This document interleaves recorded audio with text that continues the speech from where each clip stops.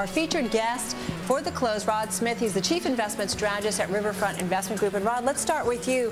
Checking out the S&P, we're up 64% from that March low. It's tremendous any way you cut it, even though we're coming through, coming from some severely sold off levels. More momentum to the upside in your view? Yes, this is one of those markets where credit is driving the bus. And credit spreads, a lot of folk who just look at the equity market, let's say 64% want a lot, but I say credit has got back to pre-Lehman levels. So what we've had is a series of sharp up moves. Actually, a friend of mine, Brad Bauer, calls these Funabashi corrections, which is basically you're on a train, you get pushed off, in Japan, and you don't have time to get on before it keeps going. And all these corrections have just been the minimal corrections that you see in a bull market. You did say credit driving the bus, didn't you, at the beginning? Yeah, absolutely. The bus, not bust. No, not the bust, just the bust. I mean, does it lead to a bust in your view? No, I don't think so. But clearly, it would be wrong to even suggest that we know that now. What we do know is that there's a tremendous amount of liquidity and that everything is working. And not only are stocks working and bonds working, but commodities are working at the same time. And that's very unusual. And what it tells you is there's just a tremendous amount of liquidity in the system. Although you say everything's working, we're seeing tighter lending standards at all the banks in the last quarter when the Fed took a look. And obviously, it's not so easy these days to get a loan. Is that a concern? I mean, small businesses are also driving the bus, right, as far as the bus of U.S. economic growth. Well, it's interesting. I heard your guest talk. You were talking at length with Alan Blinder about unemployment. But I have to wonder, does the market really prefer to see slow growth? If you look historically, the market performs much better in slow growth than fast growth, and the market performs much better when the Fed has their foot firmly on the accelerator pedal than when you've actually got stronger growth. So we clearly don't want to see it double dip. But if we're continuing to feel like we're coming out and the Fed is engaged, that's when you actually see the best gains in markets. Hey, Todd, let's bring you into this because I think Rod brings up a good point that, that the market prefers to see slow growth and the Fed on the pedal here. You agree? Well, I think right now, when we look at historical comparisons to the situation that we're in right now, there really isn't a clear indicator. And I think that the market rallying here over the last 6-8 months is more a reflection of a lack of yield in the Treasury or in corporates over that same period. So you see the commodities are exploding and you see the stock market doing very well. I think money that's been on the sidelines, and there still is a lot on the sidelines, but money that is moving into investments is doing so via commodities and stocks because there just isn't a return. Sub 1% on a 2-year note bond or sub 3.5% on a 10-year. So as far as been going into bonds, absolutely. I mean, don't we see that? I'm afraid, with respect, I couldn't disagree more. 6 months ago, there were huge yields to be had in credit. You had investment grade spreads, and it's been the collapsing of those spreads over time. I mean, think about the thing that hit me over the head last week. General Electric, right? That GE Capital raised 5-year money at 3.75%. 1 year ago, they had to pay Warren Buffett 8% and a preferred interest in the company to raise money for the whole thing. What investors find hard to understand when unemployment is weak and top-line growth is weak is the profound change that's happened in the credit markets. I agree with you, Matt. We haven't seen it in small businesses. That's why we're not seeing employment. And that's why, just point out, Warren Buffett and Goldman Sachs are said to be teaming up to start giving a bunch of money to small businesses. The thing that intrigues me is I've probably spent a lot of time in the last couple of months speaking to retail audiences.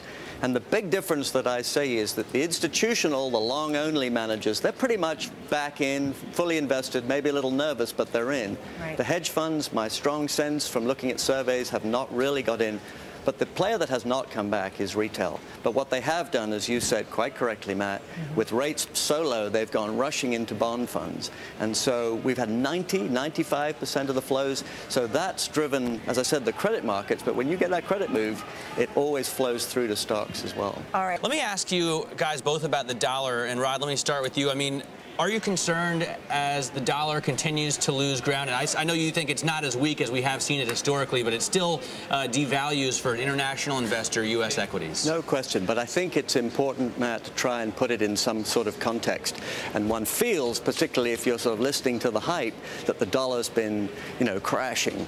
But in fact, over the 40-year life that the dollar has floated from gold, it's fallen a total of about 20–25%. There's a very consistent downtrend. We were above that, or right on the trend. We're now about 10% below that trend. And historically, we've always found support about 20% below. So I do think there's further weakness. I wouldn't get worried. It wouldn't set alarm bells off to me unless we did something unusual. So I think you can have a little bit more weakness. And clearly, Mr. Bernanke yesterday was signaling that, I thought he signaled very, very clearly that he's not going to do anything to come in and support the dollar at this point in time. But he at least mentioned it, which was interesting. But I think right now, like I said, it's very interesting. A lot of Fed speak about the dollar is very interesting over the last week or so. It's really important for them to start talking about it, because it's an absolute nonsense to have the Treasury talking about the dollar, because they can't do anything about it. So I think there were two key things from Bernanke yesterday. One, he started to talk about asset prices. Right. Absolutely critical if you're going to be open. I mean, they have been targeting asset prices always. Of course, they are aware of them, but he was much more explicit. And secondly, you know, whether you like it or not, the Fed is the one that makes the choice about what happens to the dollar. And, you know, it's wonderful that the Treasury talks about it, but it's the Fed that matters. But is the Fed in a very, very tough spot here, because very worried about maybe tossing the economy back into another downturn here by starting to pull back all the stimulus efforts that they've got out there, maybe potentially start to raise rates. I mean, I don't think it's tough now, because it's really clear now, and has been, what they got to do. The tough bit comes, you know, we've put, what do they put in, $1.5 trillion of new money into the economy. But if you look at the velocity of money, how quickly money's circulating. It's not on the economy yet, right? It's not. Velocity collapsed. Right. So all they've done is try and replace the money that wasn't circulating. When it becomes tough for them is when velocity starts to pick back up again. So yeah, it's coming, but it's not here at the moment. Here, the decision is easy. I got to tell you, everybody keeps saying, you know, it's coming, it's coming. It's maybe not next year. I mean, what happens? Is it 2011? Everything falls apart, Rod? Well, again, no, you said.